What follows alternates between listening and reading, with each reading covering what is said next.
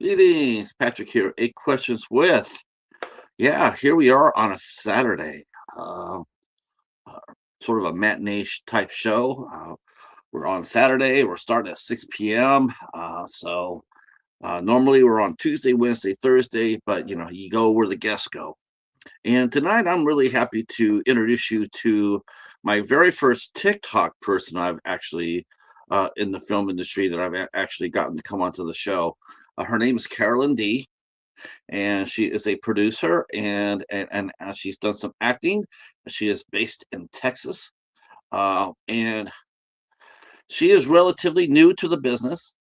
She's got, she's worked on some short films, and she's working on, she's definitely one of those people that I like that want to see how the magic is made.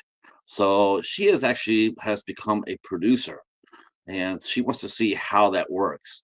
Um, I really like her a lot. I like her energy, and I've noticed that on her TikTok page that she drops a lot of short videos. What I like about that is she has a really good sense of self promotion, and that's something we have talked a lot about a lot here on 8 Questions with. Is a lot of filmmakers have forgotten about that. They don't realize just how important of self promotion is. You have to go out there and beat the drum for yourself. You can't rely on anybody else but you. And a lot of times people just don't get that. The old school was, I'm making a movie, somebody else has to promote it. That's not the case. That hasn't been the case for a while, but it's like any other business. Sometimes it's a little slow on the uptake. Like people don't realize it until they get into it that yeah, you're your own best friend in this business. Hey Russell, how are you? Yeah, thanks. Uh, and Carolyn will be here with us in about 15 minutes. And like I said before, she is very vivacious and energetic and hardworking. And so we're going to go ahead and hang out with her for an hour or so, and see what's up. Um, so yeah, it is still cold here. That's why you see me all bundled up here. Um, we we got another couple of inches of snow yesterday, but it's so damn cold here. It is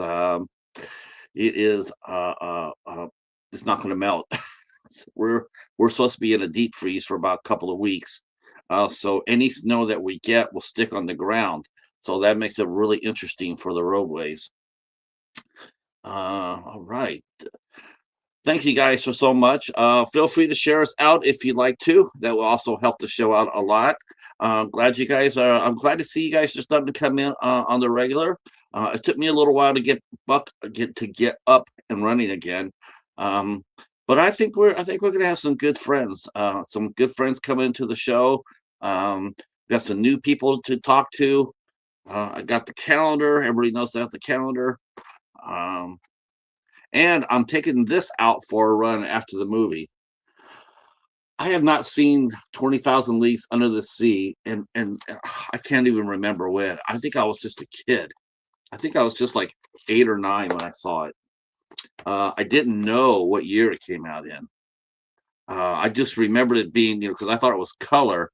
I thought it was relatively new. I did not realize that it had come out in 1954. 1954. I got this at the library.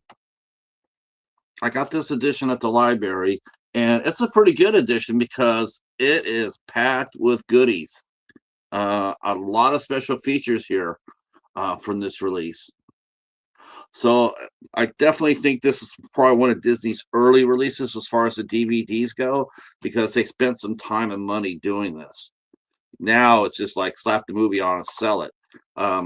That's even if you get a physical release. But this release was carefully thought out of, and there's a director's commentary to it. Of course, all the actors involved in it are long gone by now, so the historians will take over and talk about the movie. I'm looking forward to it. Um, I'm gonna have myself a pizza. I'm gonna pop open a little Dr. Pepper and go and hang out with a Captain Nemo. Uh, now I'll tell you what's coming up on the calendar. I know yesterday, as yesterday, you know, some of you know, you guys were here. We did a drive for our good friend Al Lucard, aka the Bat. Wow, I didn't know how well we did or didn't. Um, but I asked him today. I said, "Hey, did we push you over?" We didn't quite do that, but we gave him six new faces. I was pretty happy about that. That's actually a lot. Six is actually a lot, considering the folks that came through. Um, because everybody that came through were friends, and they know Al is, who know, you know, they know who Al is. I thought they already been subscribed, but this was just reached out, and we got him six heads yesterday. So very tickled with that.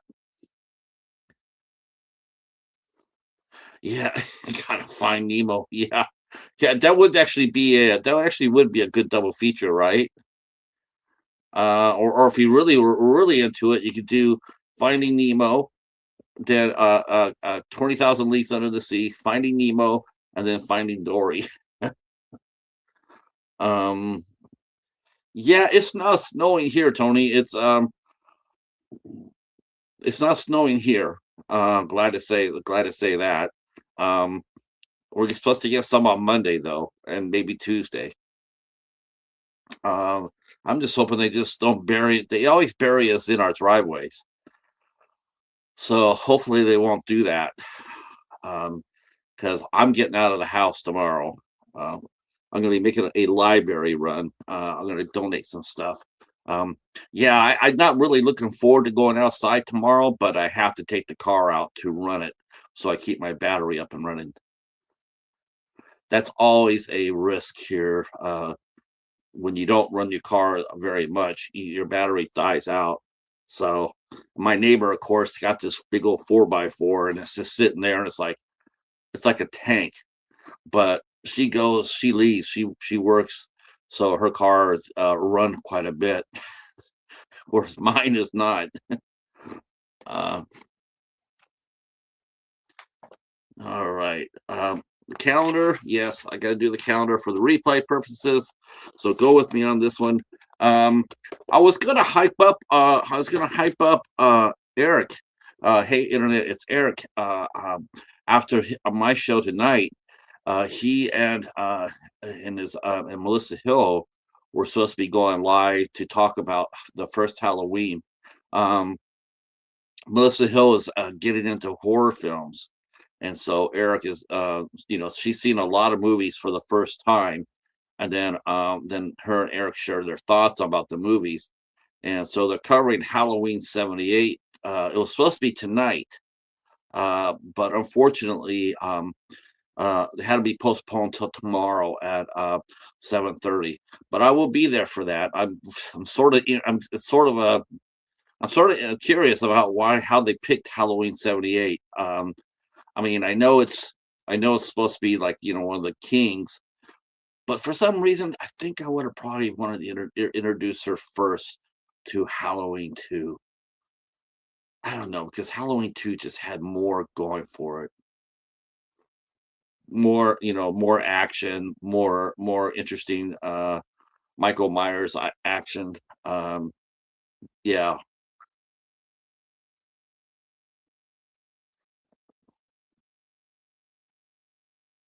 I don't know. That's a good question. Let me ask you guys that, since you guys here in the chat.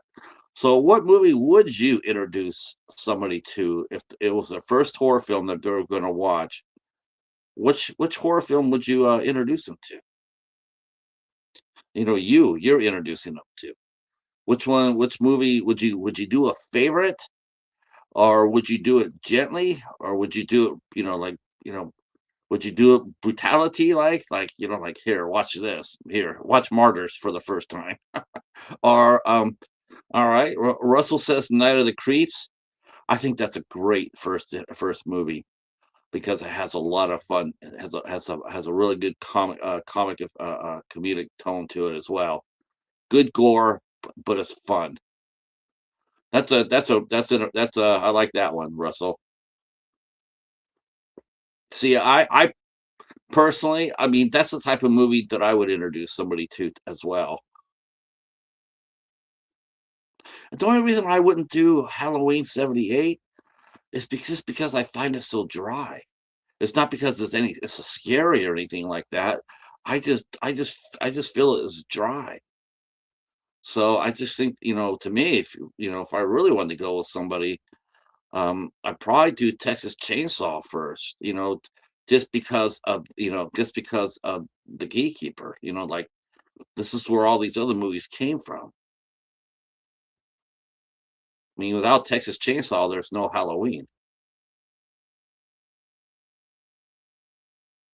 And that is actually a movie I have never seen out in the wild. Never. I've never seen it out in the wild. I've never seen it at a store either, at a used record store, used CD store. I've never seen it there either. Uh, Family Video never carried it. Nope, they never carried Texas Chainsaw. They carried Texas, the second one, um, which I saw at the theater, and God, that was sort of disappointing too, wasn't it?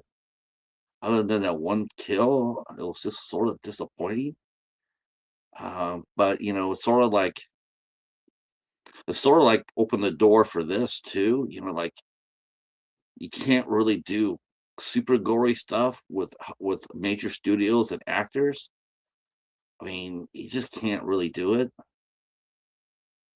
Um, I mean, Dennis Hopper, even though he was still a star. I mean, he still was a name in Hollywood, and I think that's one of the reasons why I think it's the reason why that Texas Chainsaw Massacre didn't do more kills than they did in the second movie. But the first one they did was a doozer, that's for sure.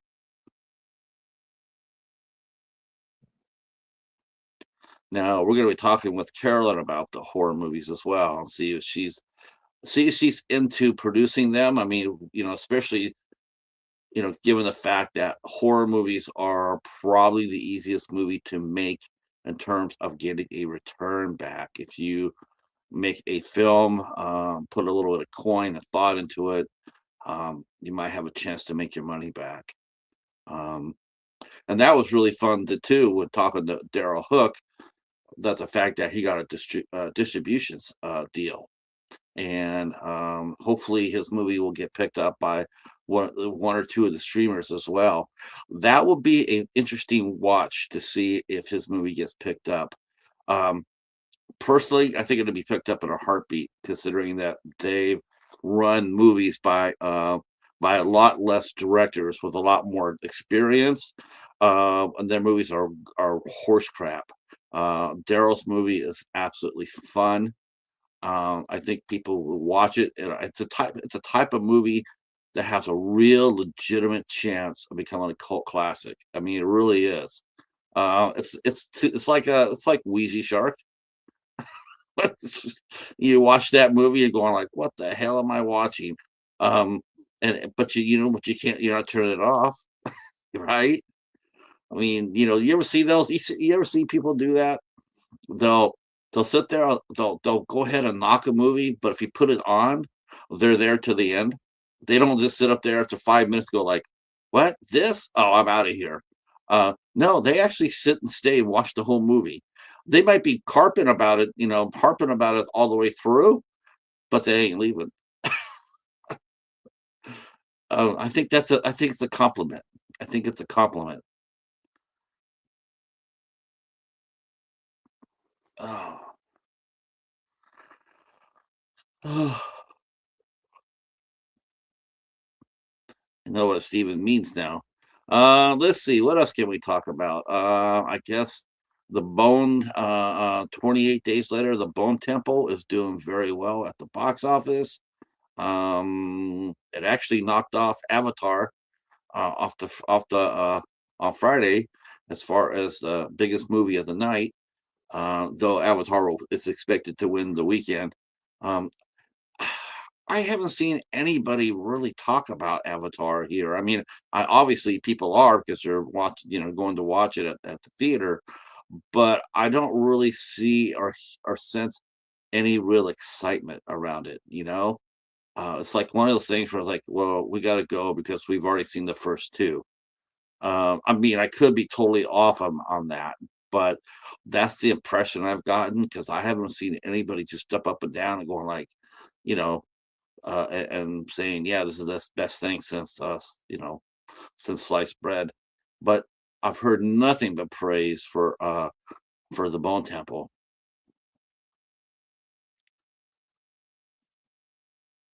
I've heard really good positive things about it too. I haven't heard anybody say anything negative about it. It sounds really interesting. It sounds like they took a big chunk of A Clockwork Orange and dropped it in the middle of 28 years later. That I I mean, I guess the gang that's around there is they're all connected by calling themselves Jimmy. I know that the main guy, the main villain, is supposed to be after a different English person, James Seville. I don't even know who he is, but I guess he is a real person. But it sounds more like Clockwork Orange than it does anything else. And they say that Ray Fiennes gave us great. Ray Fiennes has been on a roll. Let's talk about Ray Fiennes for a minute. That guy is on a serious roll. Um, I caught the menu from last year or the year before. Man, the menu is that's top drawer right there. That's an interesting movie. I like that movie quite a bit. I was sort of bummed out with the ending of it though, because I really would have loved to seen that. I really like to. I really would have liked to seen a different. Oh, hold on one second. Carolyn's pinging me here.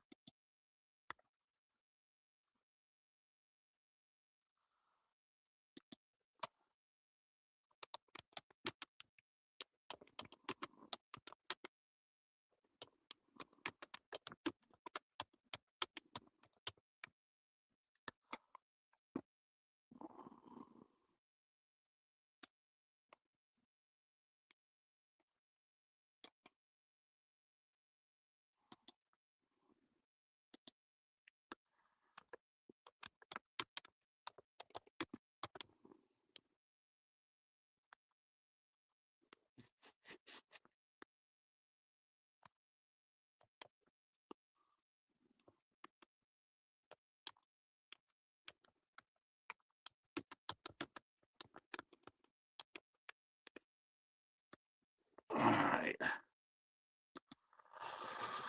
Give me a minute here, boys and girls. I'm gonna go ahead and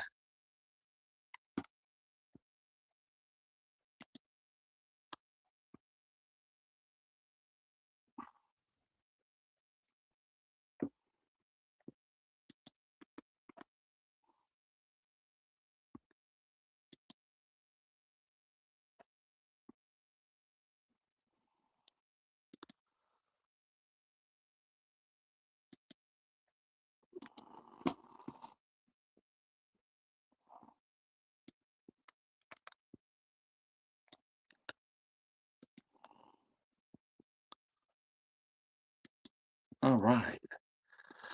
I'm just resending our guest the link.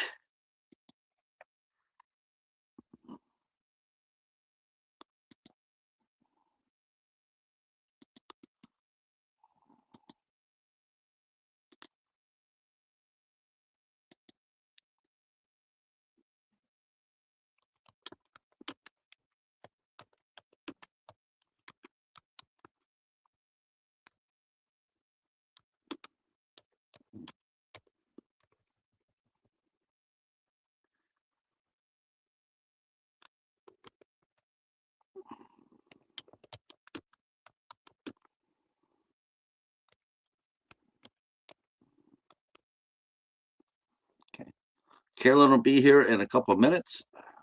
Uh,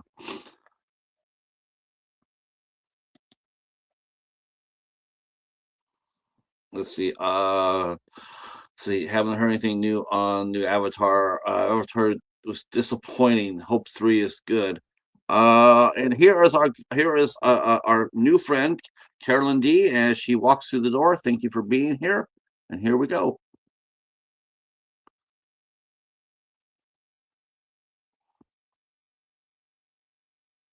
Greetings. Greetings. How are you doing? Good, good. We're talking a little bit about the movies over the weekend.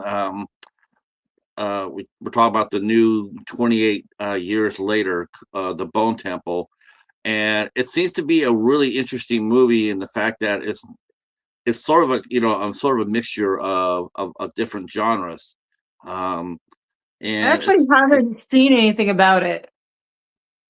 uh, it's doing pretty good at the box office. I mean, the last movie that came out did really well, and they greenlit this one, Hmm. and they wanted to do a trilogy. Yeah. So, and then I guess what I'm understanding is the very end of the movie, we see a character that is pretty important to the series, but we haven't Mhm. seen him since the first movie. And Oh, so okay. yeah, it's gonna be interesting.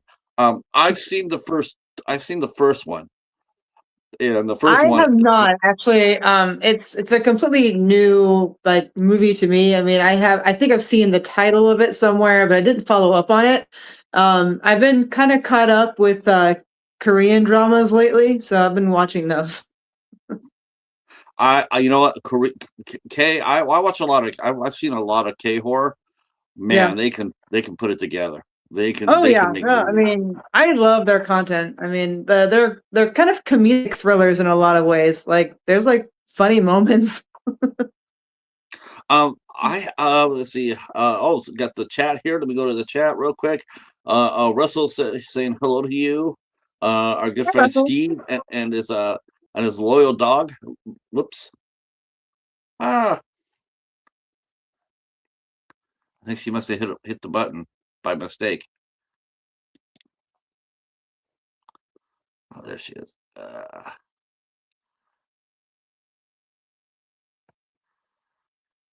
Welcome back. Sorry about that. I don't know what happened.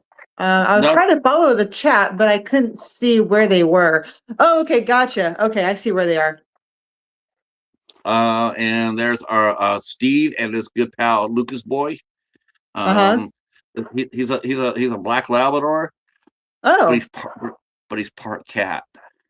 That's great.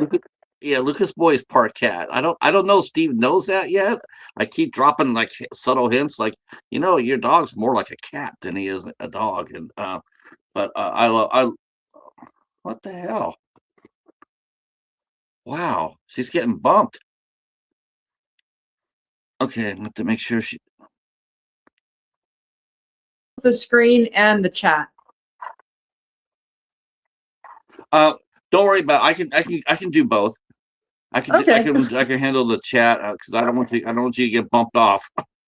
Yeah, no, no, I kept trying Okay. to see what the comments were, like if they were live streaming, but then I mean I can't do that, so that's why I keep being bumped off. Anyways, I'm sorry about that. Hold on. Let me see if I can do something here. There should be something I could do. I thought I could. Let's see. Okay. I wish I should have did this beforehand. I don't No, really you're do that, fine. but I think going forward, I could run this. I could run the comments on the screen too, but I think I have Yeah. to do that before I go live. Uh, Okay. Well, no, that's not a big problem. Now I have a question for you. Now, Mhm. are you a big horror fan yourself? I mean, you like K-pop or I K-drama, do. but are you a big horror fan too? Yes. Not all sorts of horror though. Like I like gore and that kind of thing, but I'm not into paranormal stuff. If that makes any sense. Like I don't like stuff like Exorcist or those kinds of things. Right. But like the gory stuff, like I catch myself mostly just wondering how they made certain scenes. Right, right. Now, I look at the more technical things. I mentioned before you got here, like you're a producer, Mhm. and it's pretty well known that for a lot of young producers getting into the business, one of the best things they could do is to do a horror film because they're probably the easiest movie to make and get a return out of. Um, Yeah, I mean, do you agree with that assessment or I agree with that if you're looking for a lower budget. Because if you want to do action or like feel good family movies or comedy, those can be very hard, and it's a those typically require larger budgets, and you're not going to find financing if you're a newbie in the film industry, because no one is going to, they look at you as a higher risk on the investment, right? Because you don't have a track record of making money. They don't know what you're going to do. They don't know if you even can complete the project. Because a lot of times, younger producers don't budget correctly, and they might ask for 200,000, and then they get into making it, and then they're hitting the financiers halfway through saying, "We need more money. We didn't know that was going to happen," and then they can't complete it. Mhm. And completion bonds are not really something that happens anymore. Maybe on some larger movies, but that's not really a thing anymore. So then the investors are out, and then no movies are being made, and then they just kind of fade away. And then so investors have learned really quickly not to get involved with that. Some investors, like pure equity investors, which means like they're angel investors, they're also known as that. Like they just want to have their name in the movie business. They want to be able to say to their friends and pals, like, "Hey, I've been in the movie industry. Like, I funded this or that kind of thing." And they want their sister, nephew, niece, or wife in it, or something like that. And that's just how that goes. Steve mentions very interesting. Makes sense that funding risk is a big part of decision making, and never more so than now. Never more so than now. I mean, that's a You business, know, right? I mean, yes. film industry is a business. It's about profit. It's about return. I mean, Mhm. the majority of film industry are the creatives, right? Because everybody's clamoring to get to the top of the haystack. But if you've ever tried to climb on a haystack, you're always sliding down, and it's like one person's pushing you off the entire time, and it only has room for basically one or two people up there. So no one ever gets anywhere. It's interesting that you mentioned the creative aspect of it, whereas Yeah. now like you and I were talking before about investors now. Before they would just be happy to invest some money, maybe a couple 100,000, like you said. Hopefully they would get it back, but really it was just about maybe just using that movie as a doorway to go into Hollywood, or just or bragging rights or what have you.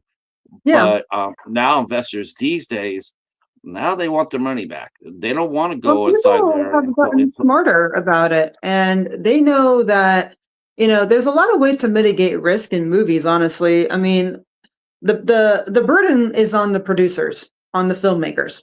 It's not the burden is not on the financiers if Mhm. everything's put together correctly, because the way I look at it is, as a filmmaker, or somebody as a creative, you are essentially a salesperson. You are trying to sell this project in a pitch deck, and trying to get money from someone to be able to create it, and hopefully get money from it, make a profit, get it distributed, and get them investor their money back so that you can continue to make movies.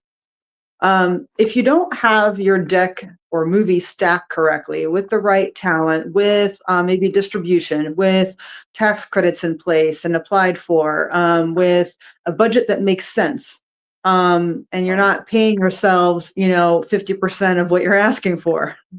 Yeah.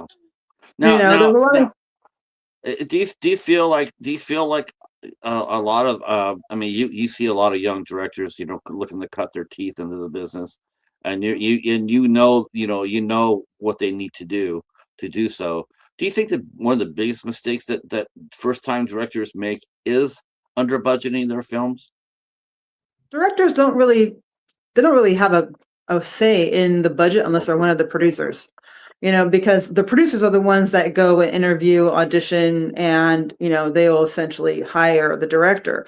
A lot of times the director will come on board a smaller movie before the financing comes in. So they sometimes, more often than not, become a producer because they're part of the above the line team. So they're trying to get their connections in. They're trying to reach out to their actors that they've worked before and trying to get them attached, those kinds of things. Actors that have any kind of marketability don't work for copy credit, and they shouldn't. They need to get paid. So a lot of times it's, the letter of intents don't really mean much to investors because they're not committed. I mean, if you get the money and then you went back to those actors, but something else came up, or they had a family thing, or they're out of town or whatever, then you're stuck trying to find somebody else, but the investor made the investment based on the cast that you presented. So letter of intent doesn't mean much to an investor. So they want to see commitment, which means usually a down payment, a pay or play, where you pay somebody to play in your film. And if you don't get the money, you're out that money that you paid them, those kinds of things. So what the first and foremost important thing seems to be is securing the top name talent first. Because I guess with the talent goes the movie. Yeah, you want your budget to make sense. You want a line producer. If you can, you should attach an entertainment lawyer to look over contracts. So that way, whoever you're getting on board knows what they're getting paid, knows what their responsibilities are, knows what happens if they sever their contract, those kinds of things. You should have an accountant, but a line producer will sometimes double as an accountant on a small budget film. You don't necessarily have to have that because smaller budgets don't require some of the teams that larger do, obviously, right? If you're building a birdhouse as opposed to a real house, how much of a crew do you need? Exactly. So it kind of depends on your budget and who your connections are. And connections are really currency in entertainment world. You need connections. They need to put in the hard work and apply for grants. You can do crowdfunding campaigns. There's a lot of things you can do to get a little equity in the game. So that you can pay some of these people to do some of the preliminary work, or what we call development or seed money.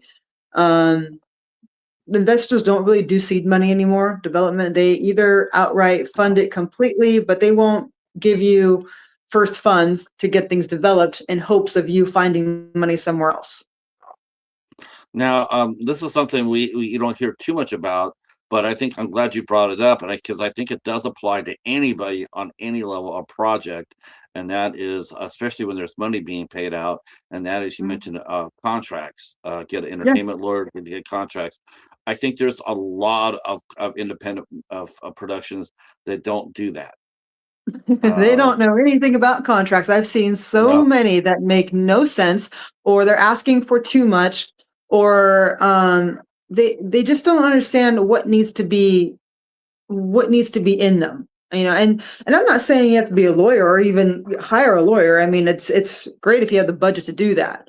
But small budget films, unless they get the financing, they're not going to have one in most cases. But you do have to have some sort of preliminary paperwork where you both sign on the dotted lines, accepting your role in the relationship and what they're accepting to do. So if you are hiring an actor that's not requiring prepayment, that they make themselves available, for the project, whether it be 1 day or 20 days of shooting. So if you get the money in, within a year, I will make myself available for this project regardless of what's going on. And you sign on the dotted line, that's like you're committed for a year. So, if they get funding and it's 9 months down the line, they finally come around and they say, okay, yeah, we're ready to go. We've got pre-production done. We're going to fly you on set in a week, and then you'll be here for 5 days or 20 days or 1 day, whatever the case may be.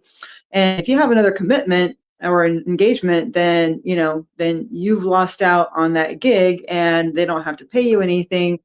And, it just, you have to return the money if they paid you anything at all to sign. Depends on every contract is different.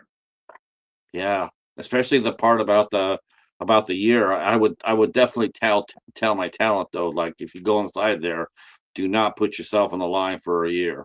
I would say put it on, because the burdens shouldn't be on the talent. The burden should actually be on the production. to Right. sit there and try to But the lock somebody production down to for a find year. right, but the playing devil's advocate as a producer, and especially independent producer, a lot of people can't find funding within 90 days.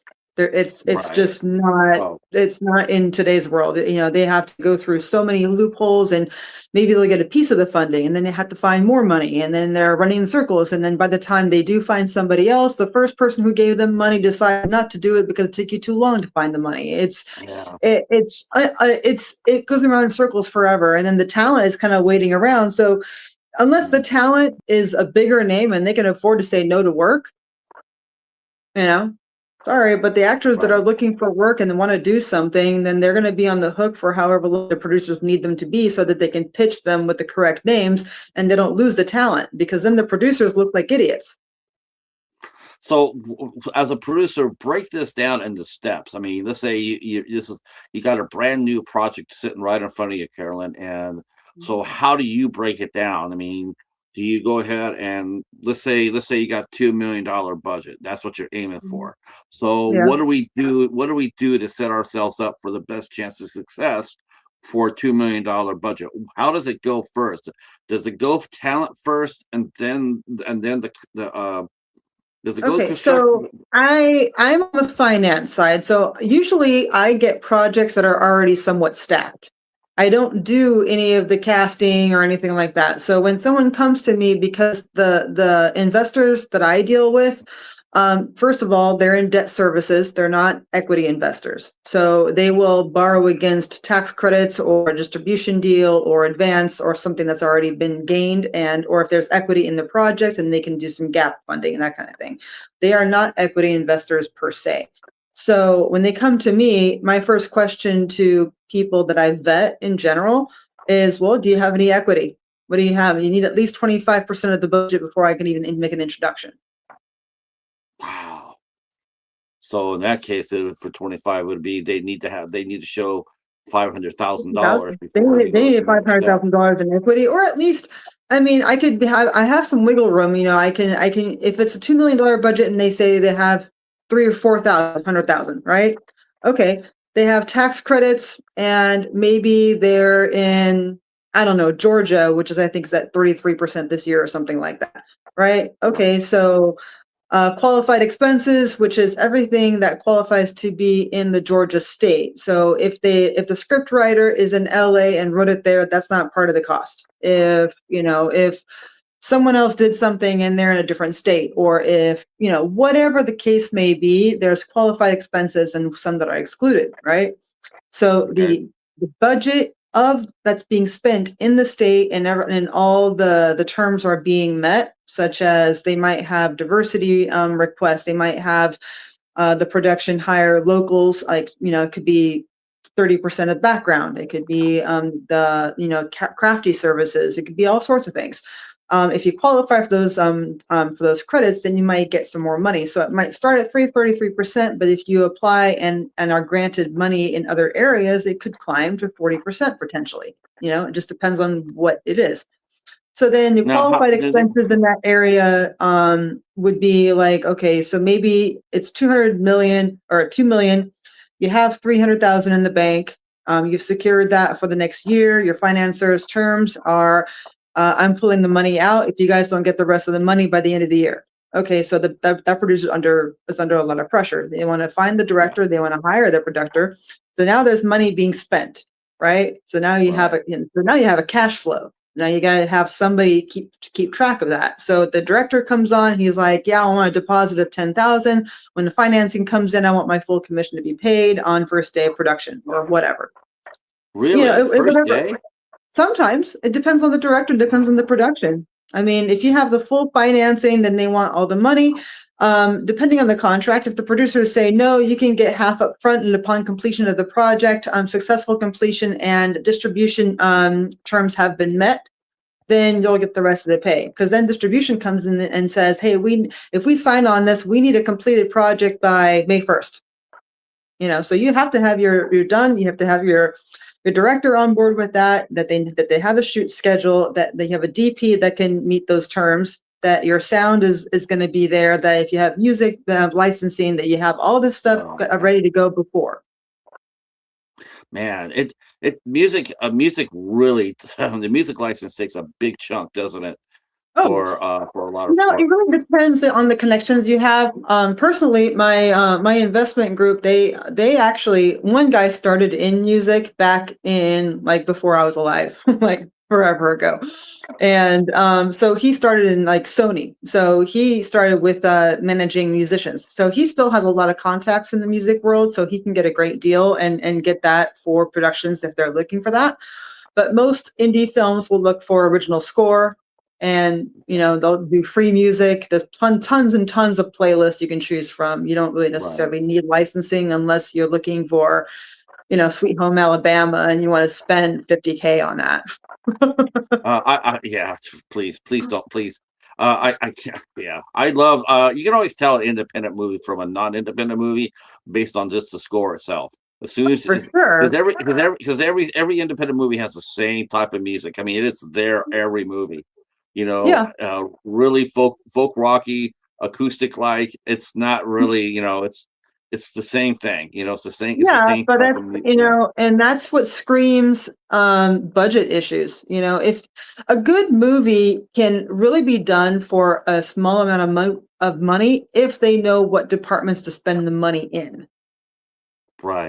Because the actors are one thing, but if you have good actors in a horror film, for example, you don't need A-listers. It's a horror film. No. No. You're not, The horror. you don't need Cameron Diaz or, or whoever, or any of these names that No. you see floating around. You can get horror actors or scream queens, as they're known as, or, whatnot. They have a few movies under their belt or whatnot. There's some popular names in the horror film that the horror community will know just by their name, right? Yep. Doesn't mean that Yep. they're popular actors in the general sense. Like if you go to people who don't know horror and you throw out names, they're not going to know who you're talking about. But Exactly. I follow a lot of horror communities online, and I've been in horror movies myself. So we all it's a very small community in the film world, It but really is, isn't it? it's a built-in audience, meaning that you make a horror film, you are going to have a following no matter what, because horror people, or I guess in any genre, they'll support whoever is doing work in that indie world because everyone knows the stress and the challenges that come with it. So there's an immense amount of support, and they'll go and watch it. They'll share your links, they'll share your trailers or your movie posters, and they'll do shout outs constantly. And that's just in the social media realm. But horror, I mean, there's a really big audience for it in a general sense. And timing of the release obviously is a big deal. You want to release it, a month or two around Halloween, right? If Yeah, you it's try. Yeah, you try to like, do that. if it's a type of horror that takes place in the summer, like I know what you did last summer, then you can release in the summertime. If it's a Valentine horror, you can try February.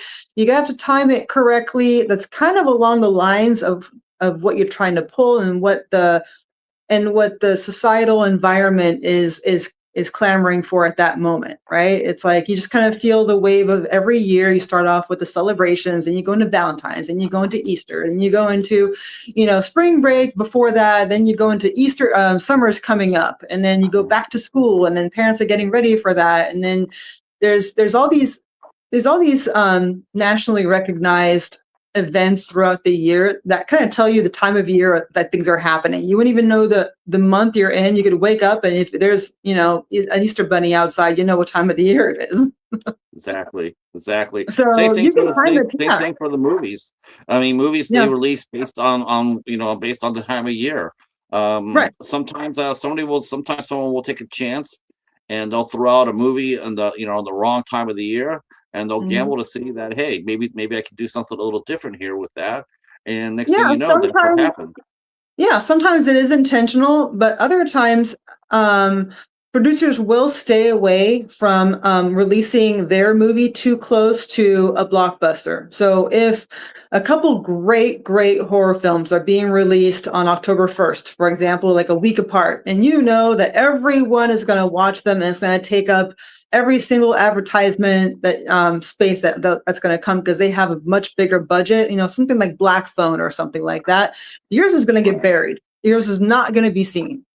right? So Yeah. you have to kind of time it like, okay, you have a lot of funny comedies, family oriented things coming around the holidays, the horror stuff is gone. If you have a scene that maybe has anything to do with Christmas, I think of Gremlins, and like the Christmas lights and stuff, whatever. Like remember when they tied up the dog in that scene? So that's kind it became kind of a Christmas thing. You can release it around then, and then people who are looking for horror are not going to be bombarded with 15 choices. They're going to be like, "Hey, this Now, one's coming." now, do you think? I mean, going in, with our $2 million movie.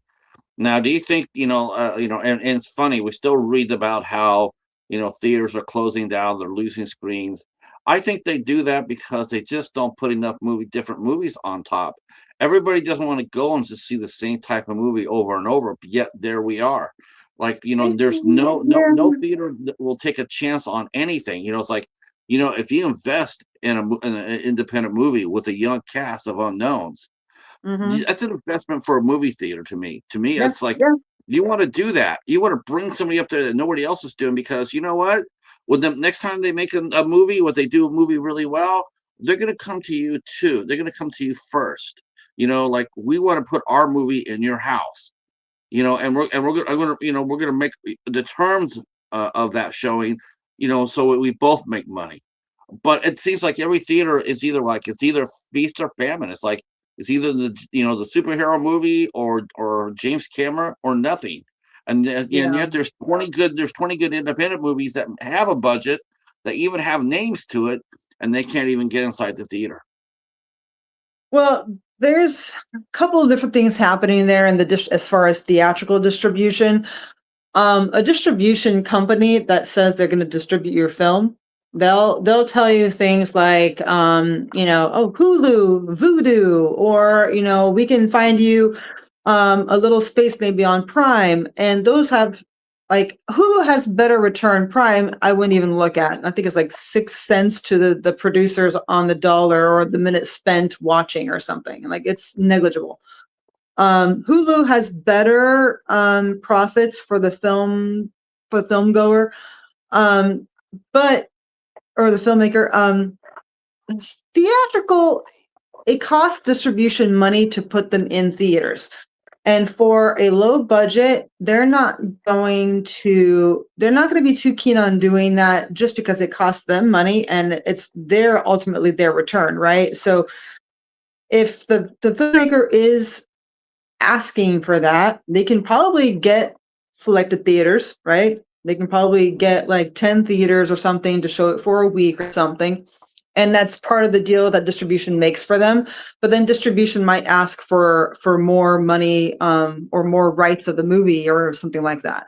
Like distribution will get their money back one way or another, basically. So they have to make a smart decision as to like what are they going to agree to. They're going to tell distribution, no, we don't want theatrical after all, because then you want, not 30% of the take, but you want 45. But is this something? Is it a calculated risk? Like you take someone like Yeah. Damien Leone, take Damien DeLeon, Leone. He came out with Terrifier. Hmm. Now, initially, Terrifier came out just solely on DVD. It came out on DVD, but the word of mouth, and the word of mouth was so strong, and then it got a limited theatrical release and kicked ass. Yeah. It's like there's something like, okay, we're going to gamble on this. We're going to, but the theaters are they have their fingers to the pulse. They get it that people are talking about this. They Yes. look at the news, they look at the trades, what have you. It's like this is a movie that maybe let's put it in our theater and see what happens with it. Well, look Well, what that's what Terrifier happened. did. Terrifier tested the market before they put it in theaters. They probably waited Mhm. for offers to come in because they knew it was going to be good, or they waited to see how good it was. Once it got a buzz going and people started talking about it and people started taking notice, I'm sure distribution either contacted them or they contacted distribution, however it happened, and they said, "Look, this is doing really well. We need to put it more availability. We need to put it out there more so that more audiences can see it." So then that's how, demand creates the supply, but Yeah, in a case where you've made a movie and you don't have a track record, or maybe you've done one or two that maybe 100 of your friends have seen, but you need to make money. Like you're trying to make money and you're trying to make more films as a filmmaker. That's ideally what people want to do. You have to. I just feel I feel the same. I feel the same way. And to me, it goes back to what I said before. It's like, you gotta, some of these theaters, they gotta be more welcoming. They gotta take a chance, like to book an independent, and not necessarily just horror, but they gotta take a little risk too. Like it shouldn't be 100% on the filmmaker, because eventually the theater will make money. So, The to me, thing it's is, like that's why you go in hand with them, saying, okay, I'm going to bring your movie in for 2 weeks in our chain. Here's the goal that I want you for the box office. If you can hit, let's just say our $2 million movie, if you can hit $10 million or 15, 20 to 15, 10, 10 million. If you hit 10 million, we'll extend it a week. If you hit 15, 20 million, we'll extend you 2 weeks. And then that's enough, because horror movies, horror fans generally shoot their wad the first week. That's it. After that, then it goes down. yeah, But some movies do not. Like Terrifier, it got strong, long legs. Though I wouldn't necessarily call it a true indie, but it also increased. Skinner Marenick, same thing. yeah, Word of mouth, put it in, and it just blew the hell up yeah. because somebody gambled on it. Somebody sat there and said, And you'll find theaters that will do that. And I'm not "Yeah, saying everywhere, but you will find theaters that do that. It may not be the biggest theater in the city that you're looking at. It could be a suburb of that city, something like that.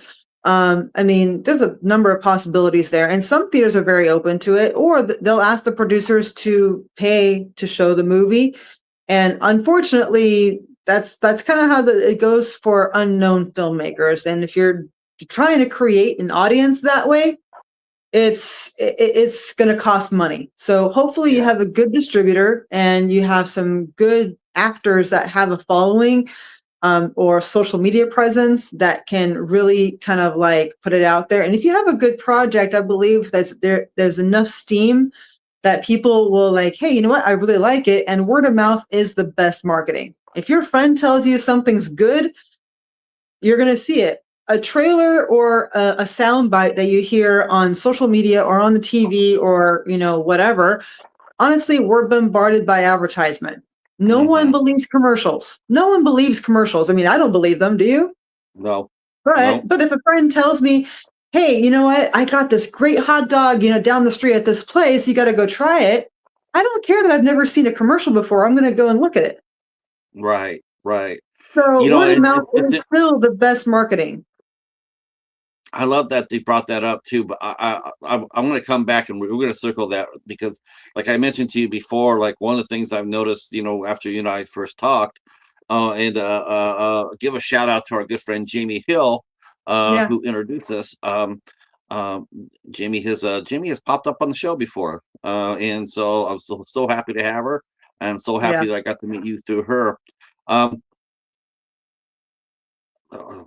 chase my. Oh, okay, yeah, okay. I was gonna say, where am I going with that? Okay, there's one thing you and I talked about. Actually, we just talked about it today, but I've noticed it during the week that we met, during the last couple of weeks that we met, is that Mhm, for a producer, you're a mhm. hell of a publicity agent.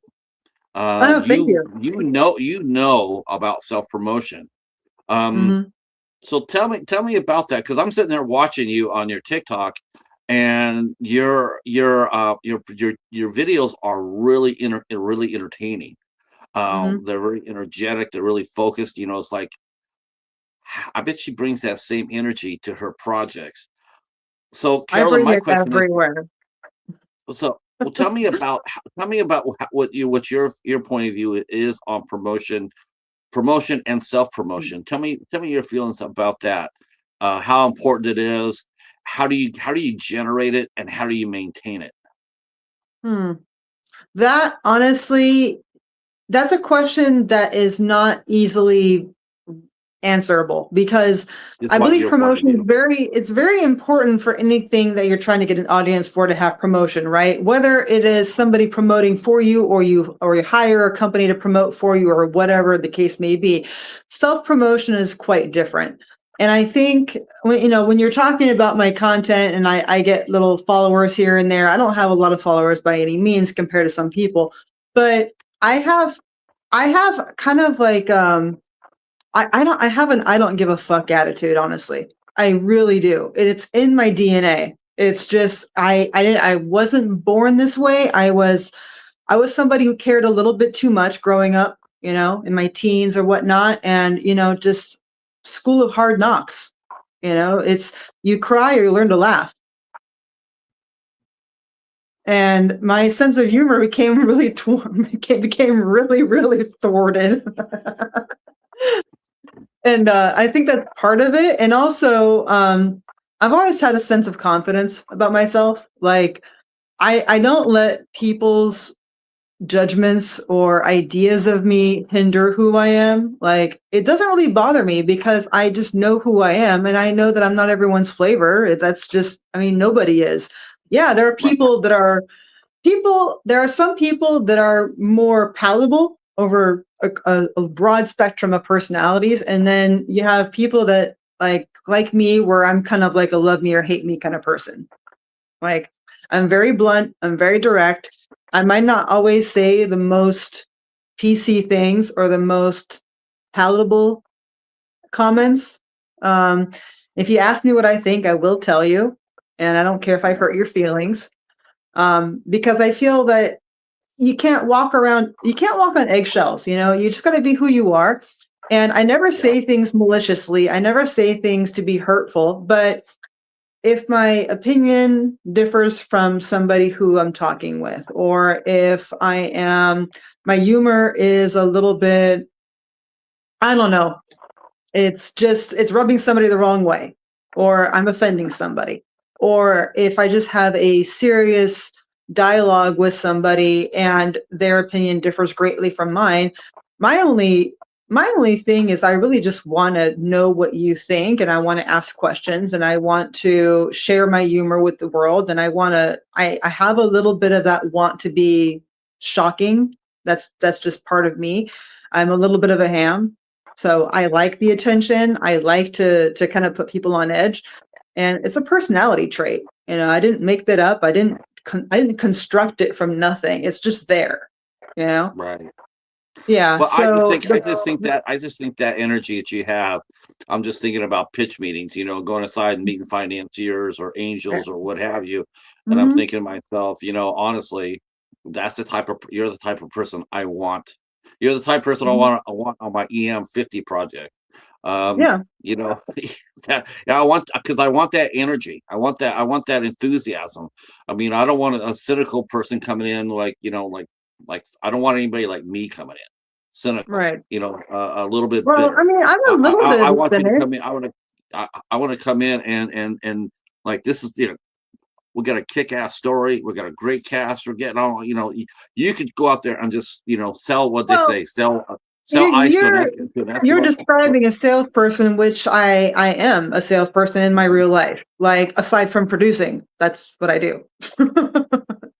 Yeah, but the producer you're selling, you're making the Yeah, pitch. I mean, you're Yeah, always selling something. Everybody's always selling something. I don't care if it's their job or not.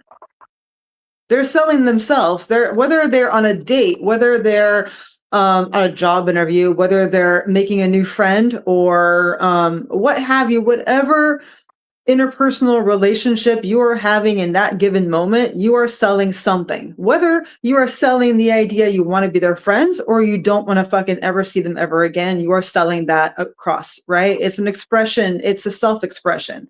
It is, right. hey, I want to see you again, or I don't even have to tell the person if I don't want to see a guy again on a first date. He's going to get the message loud and clear, and I don't have to say a word. Now, have you been in a meeting? Like, have you ever been or met any financiers or what have you, where it'd be easy? A lot of times everybody really wants to say, how easy it is. You always hear about them, like, oh, we got together over lunch and everything came together and we all rode off into the sunset happy. But have you ever been inside of a pitch where it's like you just know the person's just all wrong for all the wrong reasons, All the and time. but just and you still got to try to make the pitch anyway. I don't, how do you maintain that? To maintain your cool to try to I, get what you need for the project. I don't do that honestly. If there were times I did that in my younger few years, I was always like kind of gung ho about anything that came my way. Now, if I don't believe in a project or if I don't think they have the stuff to get it going, I'll just tell them like, look, you have the start of a good project, but you're missing this, this, this. You need to strengthen this idea here. Your budget doesn't make any sense. Why are you paying this department this much when you have this much going over here? You have to make it make sense. If they don't know how to do contracts, if they have nobody on contracts and they're just saying, yeah, I can call my actor friend and he'll be in it when I call them. I'm like, that's no one's going to give a shit who you can call. But no, they want to see it on paper that they're committed to this project if you get the funding in the next 90 days or, what have you. Because it's business. It is not, this is not about making best friends. This is not about making friends. Yes, it is about networking and making the right contacts, but you also have to leave people behind that are slowing you down, that are not bringing anything to the table, or they're not willing to work hard if they don't know anything. You have to have those three things. I mean, anyone's trainable if they're willing to work hard. But people who bring nothing to the table and they're just hitchhikers, they're on the project, but they're not really bringing anything to it. Just get rid of them and don't have them. You can stay friendly, but just tell them on a professional level that you're not going to be working together. Right. But you have to be strong enough in your own decision making to do that. And you have to have a personality that's okay letting people down. Yeah, because everybody naturally wants to be liked. I mean, whether they openly admit that or not, but we all have that. We all have that trait that we all want everybody to like us, but it doesn't always happen that way. But that's not the same thing as being honest to somebody's face. I mean, like everyone wants to be liked, but you are literally entering a business that, 98% of the population of that business are not successful in. Right. But you want to be just coming in, not bringing anything, or if you do, then it's not bringing anything of value. You just want your name on the screen. What are you doing? Like, you have to work hard. You have to bring something that hopefully can bring value to you as a person. And then if you bring that, people will become your friend because now you're reliable. You are showing that you have value. And if you are looking for friendships, go to an AA meeting.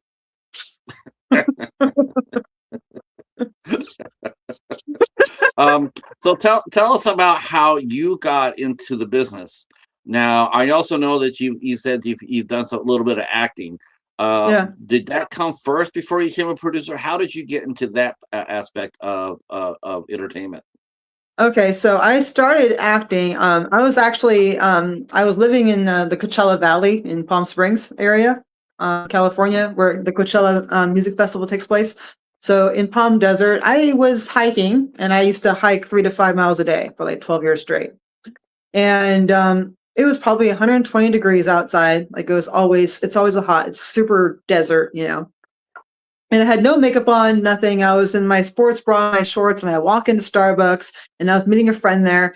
And this old guy is standing there in a corner, just checking out people in line. And I kind of scoped him out, and I was like, this guy's weird. And I just kind of turned my head, and then I was, waiting for my friend to get there or whatever. And my phone was having trouble connecting to Wi-Fi because I was trying to do the app on the scanner. And he comes up to me, and he's like, do you do movies? And I just looked at him and I said, no. Because I was thinking like, well, some kind of snuff film or something. And I was like, no, you get away from me. Right. And he's like, no, nothing crazy, nothing weird. I'm just asking, do you do movies? And I said, no, I'm a bartender. Like, what do you, like, I'm a student, I'm a bartender, because I was putting myself through college at the time. And this was only about 9 years ago. So, he had people outside auditioning. They all had scripts and whatnot. And I'm like, he's inside Starbucks looking at the line, and everybody's outside with scripts. And I looked at him and I was like, yeah, people that obviously came for you. Why the hell are you talking to me? And he's like, no, you just have the look that I want, et cetera, et cetera. I just blew him off, honestly. I was like, look, I'm not here for this. Like, I don't know what your deal is. I didn't take it seriously at all. And then my friend got there, and my friend and I were talking, and he kept coming over and pestering me. And I was like, just go away. I was actually kind of rude at the end because he wasn't getting the picture. Like, if I say something 2 or 3 times, like, I will say fuck off. Right. Right. And And it is so California, and you do hear that a lot. And not, I don't know the guy or anything else like that, but in his defense, I can relate to what he was doing. yeah.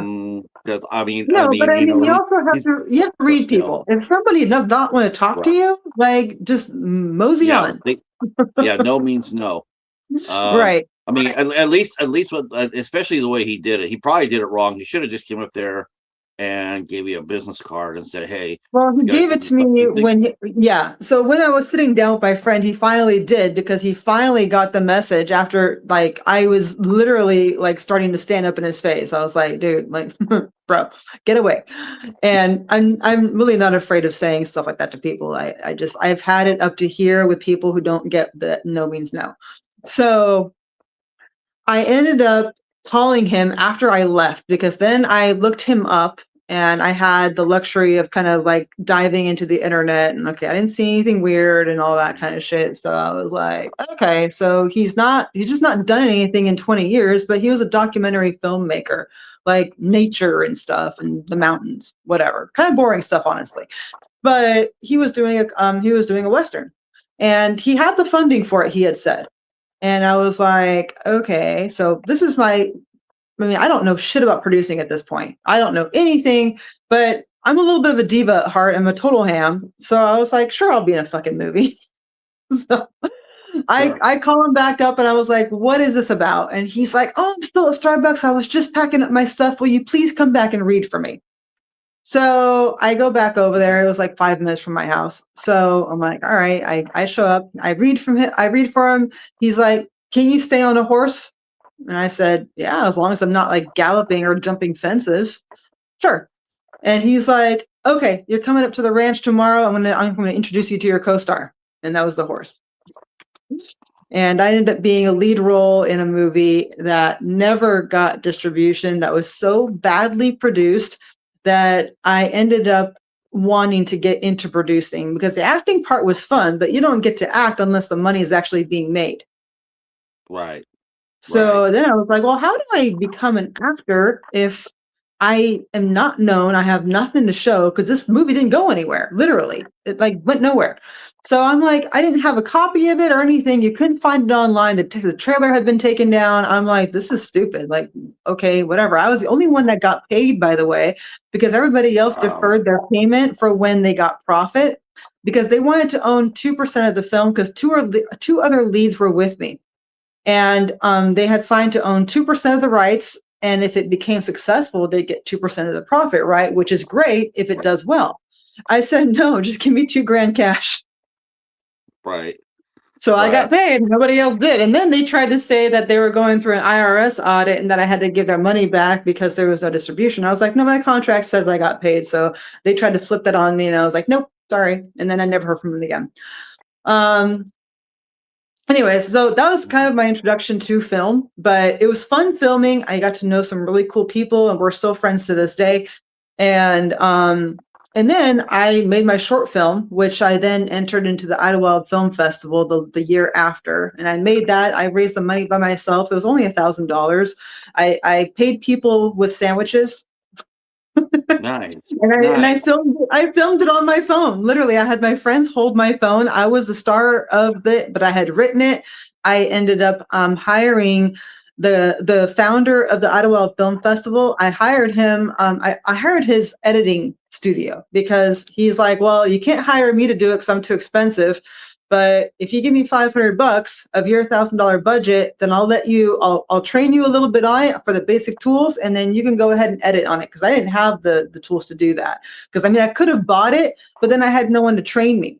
So I was like, I need someone to show me how to do this stuff. So I ended up doing that, and then he promised me a premiere in his festival if he was part of the film. So I was like, all right, I'll pay you 500. I get my people in. So I ended up getting like 10 tickets for friend and crew, and I ended up getting lunch for everybody, and we had a couple screenings that day, and it was great. And so if something is screened, you can put it on IMDb. So because you can't put it Yeah, on IMDb unless it's screened, right? Right. So that's what's happened. So I put it there, and then it's on YouTube now. It's been there for, I don't know, since 8 years now. Yeah. Okay. So yeah. So it was called I'll have to get that from you, and we'll put it. I'll put it on the down yeah, below it's on the called Real description. Smile. It's called Real Smile. Yeah.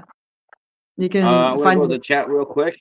Yeah. I want to say hi to Michelle who just came in, Hi, and Michelle. he mentioned a ham. And we know a few hams, for sure. Yay! Hi, Hams. It's hard to read people sometimes. Yes, definitely in that business. Yeah. Let's see. Renee, our friend Renee is here. If someone wanted me in a movie, I say, show me the money. Or at least in this case, show me the sandwich, which is actually Yes. very cool of you, because a lot of times a lot of people do a lot of even short films and get absolutely shit nothing. No, I So it's wanted to give them something because I couldn't pay people, and I told them that right from the gate. I was like, "Look, I only have yeah, this. I had to give half my budget for the editing, so and the whole premiere and all that. But I did promise them a screening, and I raised the money by myself. By I had a template of a contract that I had printed out that I had kind of like searched online for what I could do to get money, right? So I was like, I need to raise $1,000. I didn't need equipment, so I was going to do it on my phone. I'm like, I don't care. The phone's good enough camera for me. sure. It's fun. So, It's fun. It's actually really funny when you see people in rigs, camera rigs, mhm, and mhm, they're holding the rig up here, and there's this little yeah, phone right here. yeah, It's it's a their gimbal. camera. Yeah, it's a Yeah, gimbal. But the gimbal is cool. That's actually for smooth transitions. So that way you're not bumping along and you're holding it. So if you have it, it's kind of like it's like an inner balance thing so that it right. stays pretty straight if you're walking around or whatever. It's gonna pretty much stay in frame. Yeah, because you're so used to seeing the big, the big cameras and everything, Oh yeah, the boxy and things. then you see Yeah. a guy, you see two guys, one guy, so the guy won't trip. He'll be back there holding them up, and they're Yeah. doing the film, and it's just this little tiny camera. It's like, hey, it works. Yeah. See, Steve mentioned sounds like you have to be very careful. Definitely, absolutely, Yeah. 100% on that. And yep. Uh, so so uh, so you made your first film, Mhm. and you liked the experience, and so Yeah. did now you could have been a director. I mean, you could have went directing, but you decided to go producing. So I still want to do directing, but I feel like I want to shadow someone first, and I haven't had that opportunity. I've been a first AD, but as much as that sounds like first assistant director, like you're not directing anything, honestly. You're basically there to keep the day on schedule. Like you're hurrying right, people along. Like, okay, I need whatever. I need you people over here. You guys, okay, we're going on break now. Okay, back on set, that kind of thing. So I did that for a small trailer that people were putting together. It was it was kind of like a 15-minute project that took days to film, because mm, they had like 50 grand to spend on this 15-minute project because they were putting it together in order to get financing. So they were putting kind of a promo or a sizzle, what have you. But it was like a 15-minute one, and they had actually really good actors and people that they had paid. They had 50 grand for it. So they paid me, and like the 6 days that I did of scheduling at home and stuff, and then the 3 days that I spent on set in LA. And so I had found a place to stay. I had a friend, so I didn't like take money for that. I was like, no, just pay me for the work, and I'm fine. So I was first AD for that. That was introduction to kind of the directing part because I did watch a little bit, but mostly it was, keeping everybody in line. It's like, okay, you people need to get ready, get wardrobe ready, get your makeup ready. We need you on set in 15 minutes. This one's finishing over here. I'd be one, calling quiet on set. I'd be doing that kind of stuff, whatever. right, right. Now you mentioned that you were in California when you got your start, but now you're based in Texas. So Mhm. what led you from California to Texas? Nothing to do with film, honestly, because when I transitioned to producing, I wasn't the financial aspect yet. I wanted to create or be part of the creative team of projects, whether it be an idea that I had come up with, and maybe got a screenwriter or a script writer to write, and then hopefully getting a team together to present the project for financing. I wanted to be a filmmaker, or at least on the team of filmmakers, and presenting projects for development, because I wanted to be the creative one, because I've always kind of identified as a creative person. And I realized that no matter how many good ideas you have nothing if you don't have money. Again, Right. nobody wants to give money to a freaking indie person who's never done anything. It's like, I promise you this will go well. I promise you I can get the people behind me if I'd have the money, but I can't attach anybody without money. I can't do this without money. I can't do that without money. I can't pay a scriptwriter. I can't do anything. Like, I need something. I need capital. And then that's how I was like, I need to find a way to get involved with executive producing. So then Right. I went on the hunt for investors. Those are hard to find, and those are even harder to find that will trust you and work with you. Because I have met some, but they work with a specific type of filmmaker, or ones that have been in the industry forever because they don't want to risk their money, that kind of thing. Which I totally understand.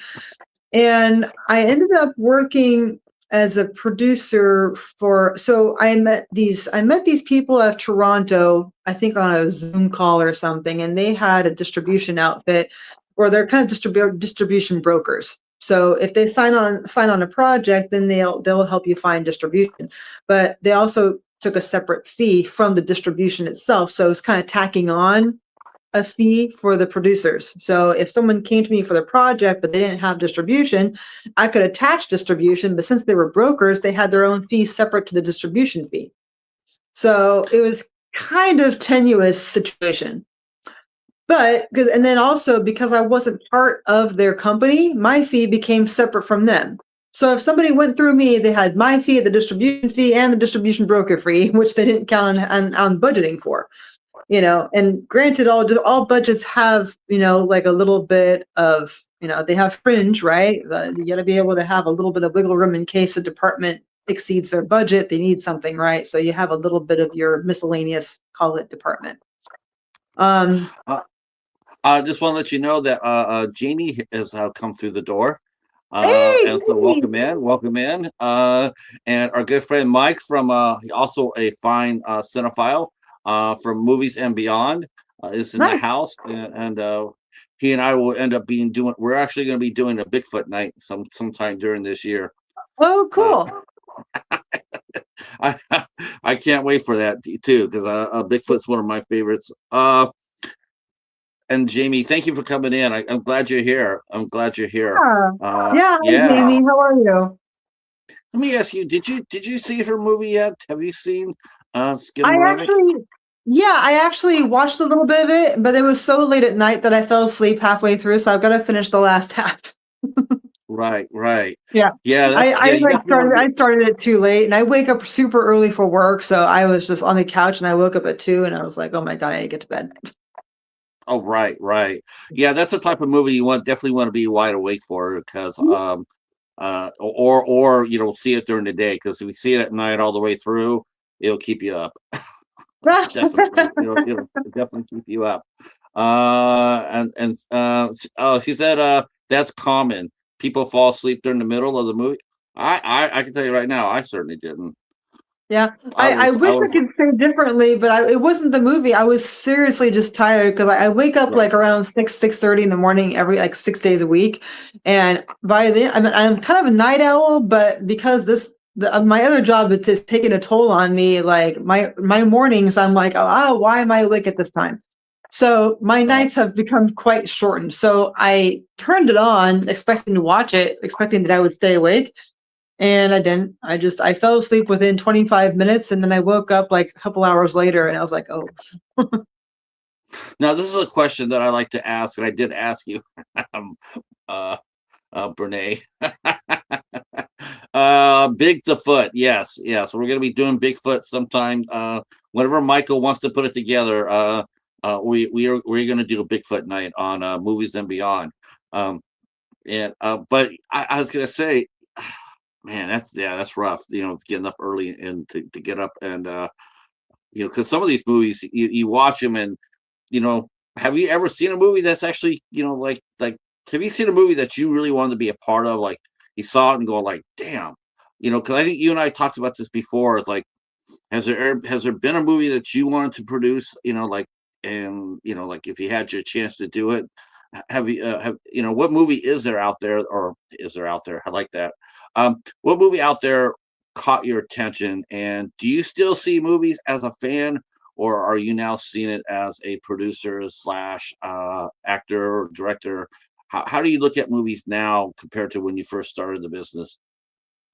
Now, no, I can't really take the fan part away because I am still a movie fan, but I wouldn't say I am the type of person that is a cinephile. Like I don't like some people have watched so many movies. I don't know how they do it. I don't know where they have the time in their life to watch that many movies.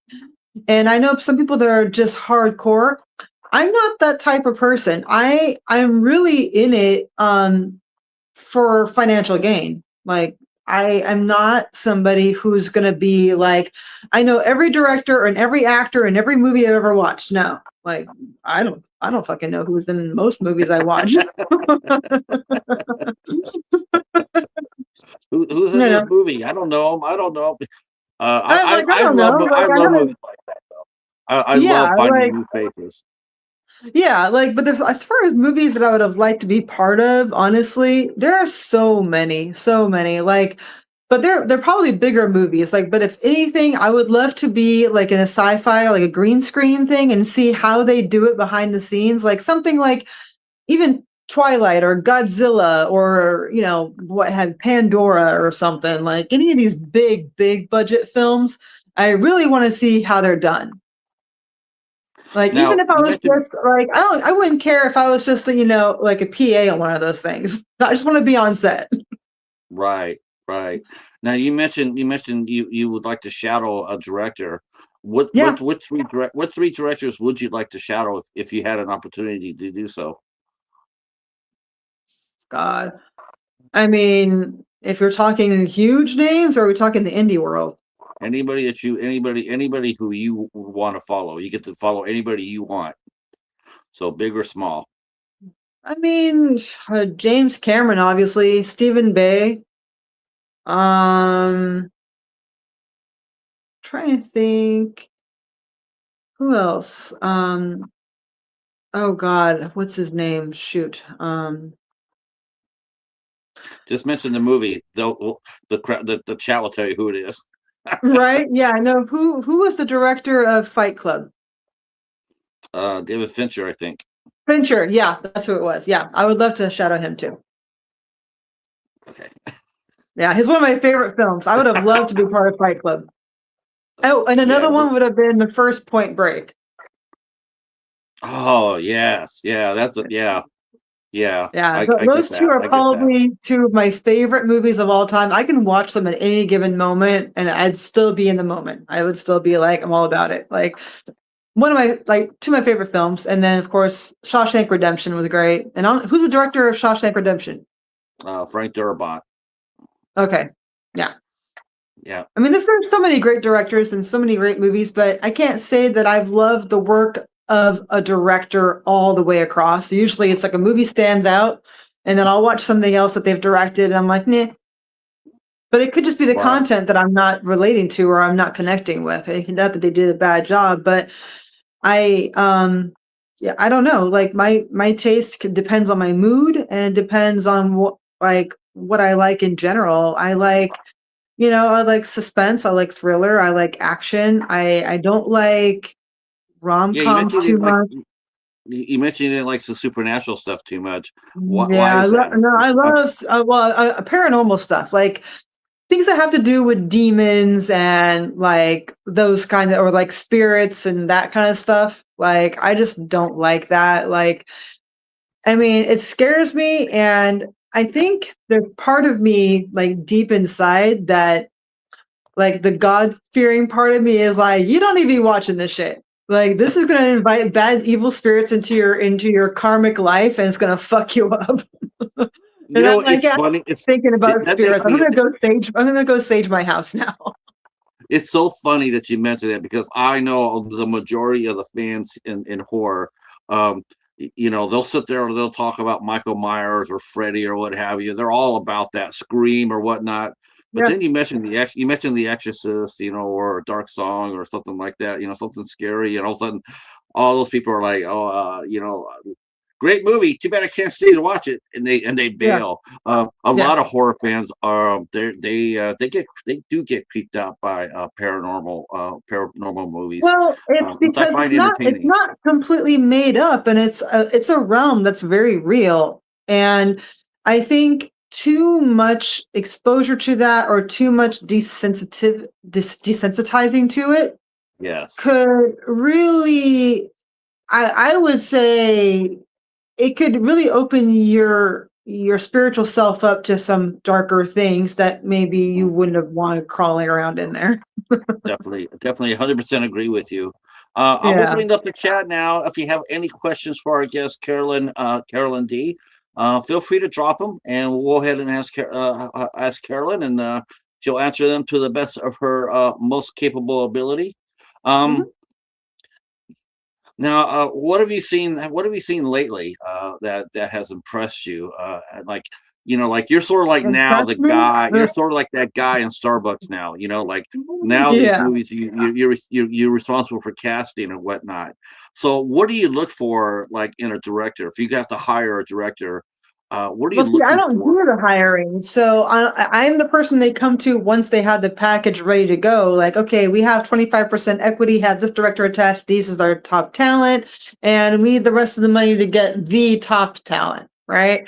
But But isn't your voice that kind of important thing. though? I mean, you get input, but you do get input into what direction they want to go to, right? Well, yeah, I mean, they obviously have their comparables and those kinds of things, and then they usually have a little bio by the directors and the producers and things that they've done before, any accolades they have, if they've won any awards, what they're currently working on, if they have any education in film, or if they're just piece their career up from scrap, like a lot of people do, which honestly, one way or the other works, you know.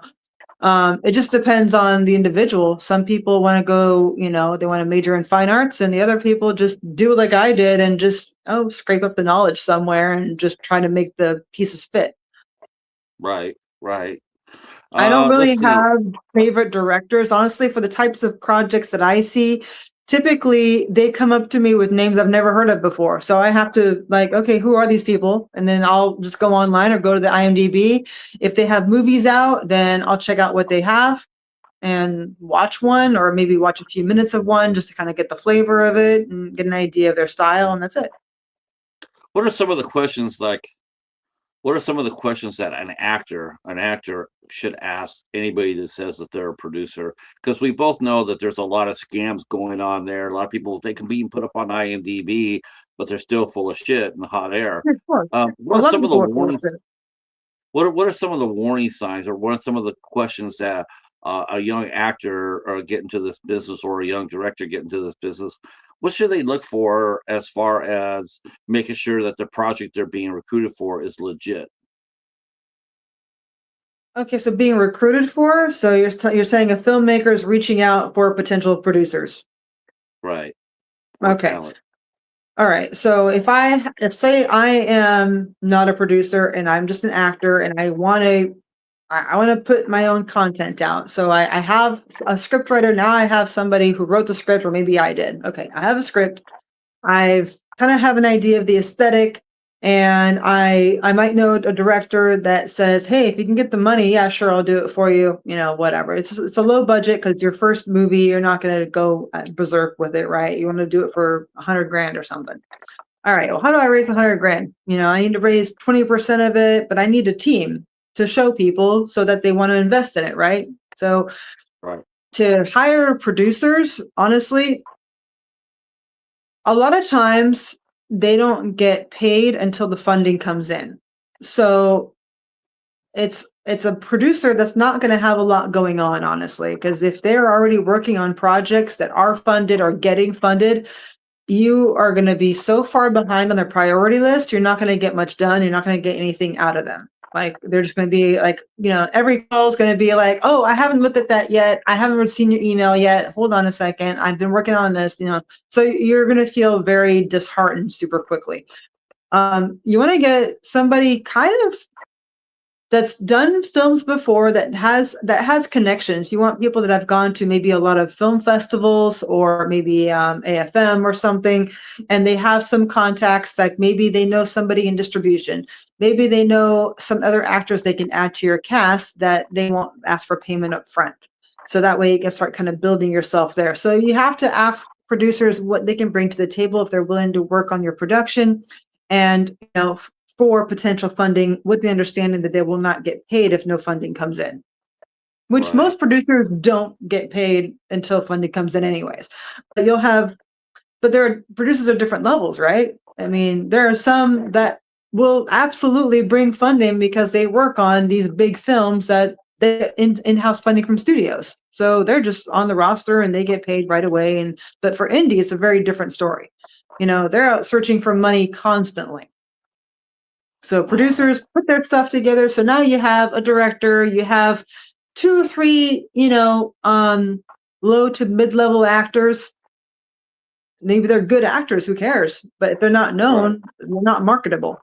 And Yeah, and you gotta have at least, the you gotta have some financiers gears. guys, yeah, no, you have to be marketable. You have to have value. You have to have followers or something. I mean, if you don't have good actors, and if a producer knows an influencer that that will boost your project in some way, then you have to attach that influencer as a producer, and they won't get paid unless the money gets a project. And that's the kind of thing that people do now. I mean, or they might ask to be cast in your film, but then you might run the risk of they might not know how to act.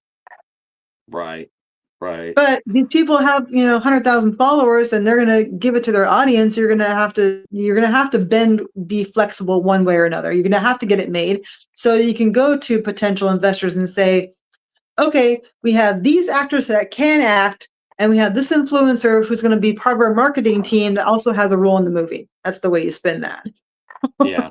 Yeah, that's absolutely right. That we have mentioned that many times before. That is what a lot of projects do.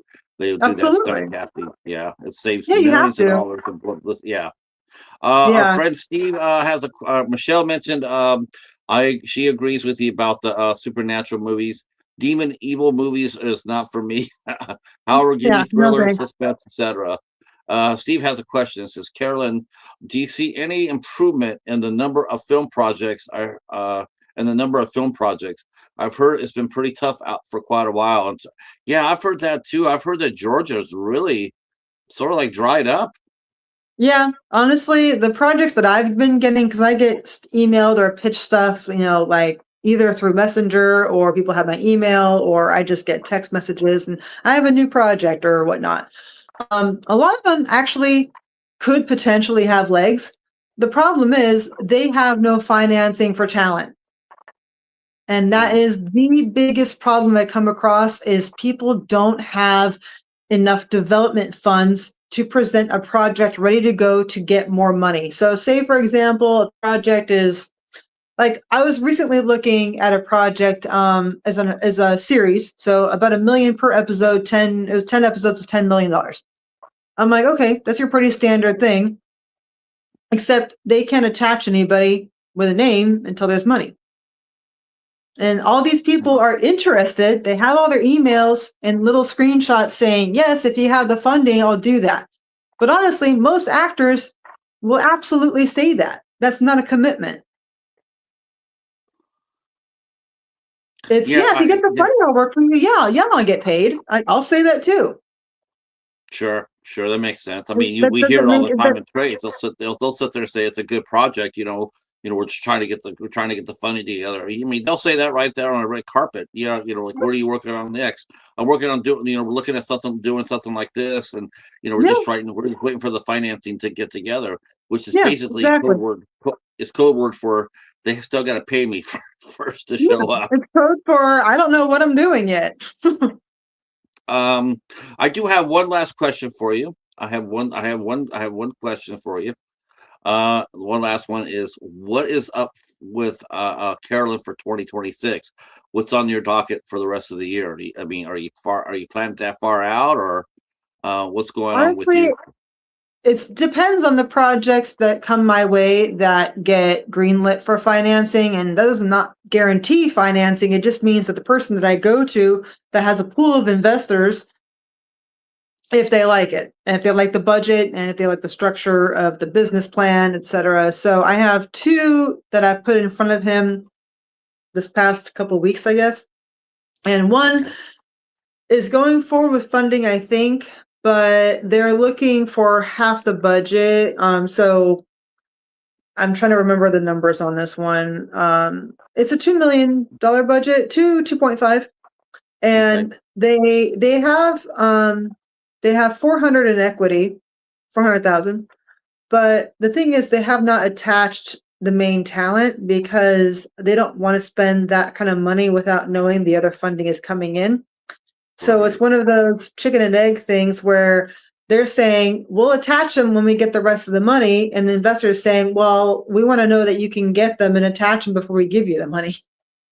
It's easier now to cast talent these days than it used to be, because there's so much out there and the competition's out there so much. I think a lot of actors, they just can't sit and they can't sit No, and do we're movies. talking about working actors that have Yeah. projects already laid out for the year or whatever. Like, they're like, yeah, I'll commit to a month of it, but I have another offer coming in that if you guys don't have money in the next like 30 days, I can't do it. Right. Right.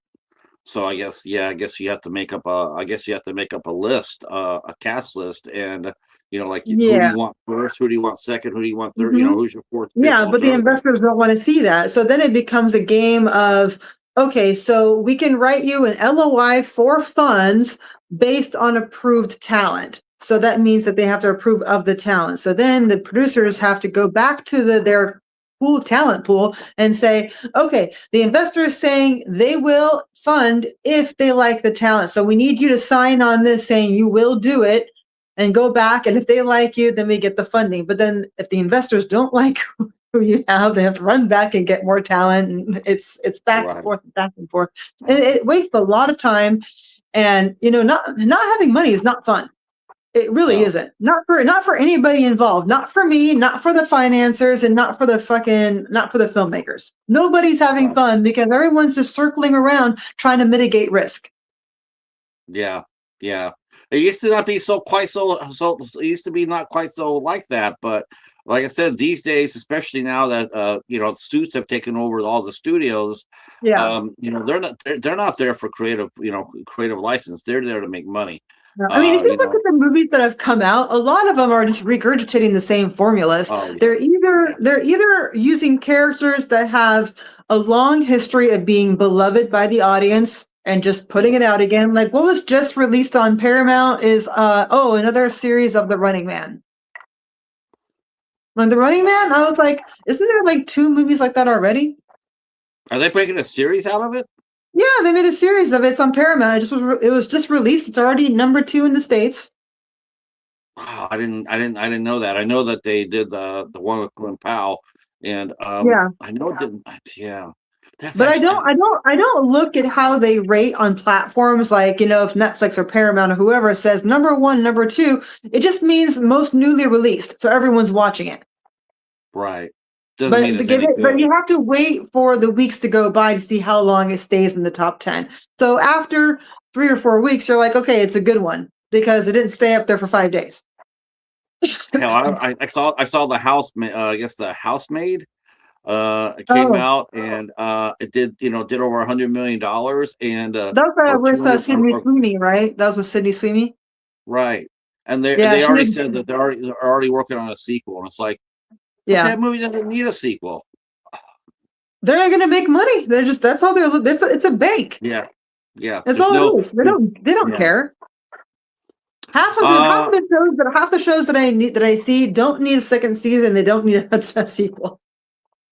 yeah. Television is it's a different animal for sure. Yeah. That regurgitation, you're right about that. Jesus, Yeah. I look at the TV guide, I go to the library once a week and I look at the TV guide. I just cannot believe the shit that's on TV. I was like, I don't watch TV anymore. I haven't Yeah. watched it in years. I just watch films and old TV series. Yeah. If I can find a TV series, I'll do it that way. But as far as watching it, I just don't. I just can't. It's the same shit. Different Yeah, faces, there's but not same there's shit. not a lot of great content. Like the shows that really do well, like right now, number one worldwide is like Landman, I think. Stuff like that. And I love Landman, but they're few and Yeah. far between. I mean, we watch the limited series and it's like I'll watch them because okay, I can binge them in one night or two nights, something to do over Right. the Right. weekend. Right. Yeah. Yeah. It does But seem a like lot of that them, TV is. It does seem like TV series are being created for the binge market. Like oh, people. for sure. Oh, we could do 10 episodes. They'll watch it for 10 episodes, and you know Yeah. they won't do 22, but they'll do 10. So Yeah. all right, we have hit our point. I Awesome. want to thank all of our chat for coming out and hanging out with us tonight. You guys on an early Saturday night. I really do appreciate it. Let's see. Steve says, we don't watch regular TV anymore either. The commercials drive me crazy. I can't even imagine what it's like. Can't even imagine what it's like. Most TV shows now, before they used to show 48 to 52 minutes per hour. Now they're like down to 42 or 44 minutes per Yeah. hour. I mean, it's Yeah. hardly longer than hardly longer than a sitcom. Yeah. Um, No, it's just ridiculous. I mean, no matter what, because advertisement had their space in regular network TV, right?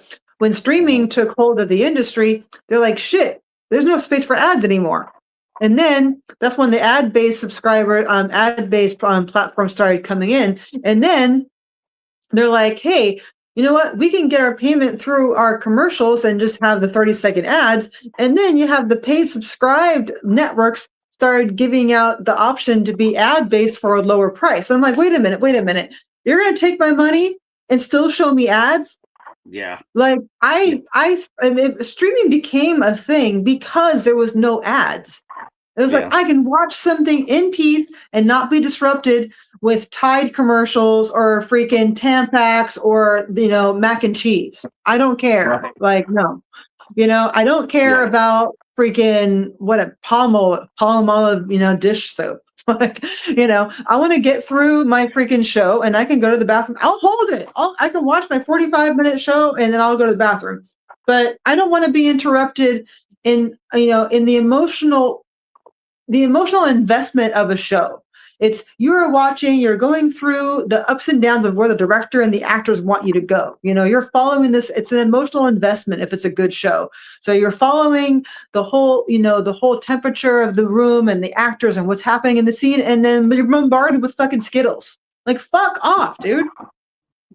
Yeah, I don't like it. I know a lot of people don't like it. I know a lot of people they actually have dumped streaming for that. They're going like, Yeah. shit, why am I paying $20 for this? I could get rid of this, save $20 a month, and go watch fucking Tubi and watch it for free. They might have ads in it, but Yeah, it's but still Tubi has free. ads. And Tubi has Uh, ads. so let's see, a couple more comments here. Yep, Netflix did that. Steve mentioned. Yep. And Brene saying, let's see, Steve mentioned, thanks to us. He enjoyed this conversation very much. I did Cool. too. I'm glad that you guys all showed up for this. Yeah, thank you. And I didn't even touch one part of this interview, but I did that on purpose because I want to save it for your next time come through. Okay. See, Russell mentioned it's the Running Man remake that just hit Paramount Plus with Glenn Powell's. Okay, so the movie just hit Paramount. But yeah, Okay. but you know So what? But I wouldn't be surprised. Honest to God, I wouldn't be surprised. He's saying that there's no TV series yet. well, the thing Because I just saw the ad for it. I was catching up on Landman actually before I interview, before the podcast. So I saw something and I was like, I want to check it out. And when I clicked on it, I could have sworn it said 10 episodes or something, but I could be mistaken. I don't know. I know he's doing a second season of Chad Powers. That's supposed to be coming out later on this year. But I again, don't follow that. I don't know. I That didn't there's understand too that. much.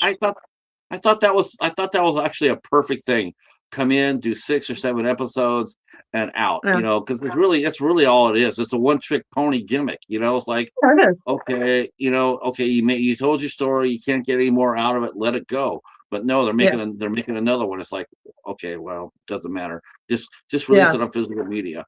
But All the right. cool thing about streaming that I like is that it has made international content a lot more accessible because I do Yes. enjoy a lot of foreign stuff. Yes. I have been really, the folks here know, every Tuesday I go to my local library, Yeah. and they have private donations, and they have library, old library movies they put out there, and I get it for a quarter a piece. And Cool. man, I have found so many cool foreign series. It's unbelievable. Foreign films, um, TV shows. I have found so many of those, and I snatch every single one of them up that I can find. There are. If you It's like, so much so cool. do you Go like ahead. detective dramas, like detective Yes. dramas on killing and stuff? So there Yes. was one, I think it was Danish, but don't quote me on that. It was called The Chestnut Man. I think it was on Netflix. And I really loved it because it Now was so not commercial. It was just very much like everyday people. Like they weren't super freaking fabulous looking when they woke up. that's what I like about the UK cop shows. If you Yeah. go back and look at some of all the people they cast for those shows, they're ordinary people. Mhm. I watched Because one series I mean, called they're actors, but they look more ordinary than American actors. Right. I watched one show called the Last Detective, and good Okay. lord, that's a crackling good show. And Yeah. and the lead actor, he's just frumpy. He's frumpy. He's not anything special. He's just a really smart man. But there's Yeah. nothing about him. He's not Miami Vice. I Yeah. like He's those kind of shows. like Columbo. Yes, very much so. Very much. I just love Columbo. All right. I So love him too. next week on the 20th, I'm going to have you hang out with me while I do the calendar. Next week on the 20th, we have film critic Christy Newton will be with us on the 20th at 8 p.m. On the 22nd, we are bringing in Deathmatch Hall of Famer Madman Pondo, and he'll be here on the 22nd at 8 o'clock.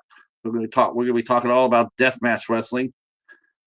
You like gore? That's what you Yes. need to do. You need to check out I deathmatch don't. I wrestling. mean, it sounds. I mean, I don't know. Like, is it anything like the WWE or F or what it No, used to be called? Like, it's way okay, beyond that. really? That's like the WWE is like swimming in the kiddie pool. Oh, okay, good. Deathmatch, that's the deep end. Oh, okay, okay. So if there's actual real radical stuff happening, then I might be interested. You would definitely be interested. Okay, 'cause Promise. the WWE sounds to Uh, me it's like another reality show. on the 24th, I'm on the road. Me and the Cheetah are on the road to our good friend Al Lucar's channel. He and I will be watching El Santos and the Blue Demon. And then on the 29th, it'll be Ken Sledge from Sledgehammer Horror. He'll be our guest on the 29th. And I'm still working on February. I think we'll see a visit from our good friend Austin Galante. Will come back for us and make a visit. That's it for the show. I want to thank you again. Thanks to chat. I want to thank you, Caroline, for hanging out with us. I had so Yeah. much fun with you tonight. Thank you for giving up your evening and hanging out with Yeah. us. And Yeah. and I'll tell everybody tonight, good night, and I'll see you tomorrow over at Internet. It's Eric's channel.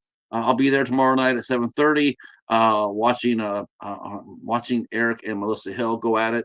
And yeah, thanks for everything. Thanks for your Well, I'm support. so happy to be here and thank you for the invite, Patrick. I had a lot of fun and I'm sorry I couldn't see the chat and say hi to all the names that came in, but thank you for joining and I enjoyed being here. Yeah, we're gonna have you come back for sure. Definitely for sure. Yeah, I would love to. So stay right where you're at just for 1 second. I'm going to say goodnight to the chat right here, and then I'll be talking with you in a second.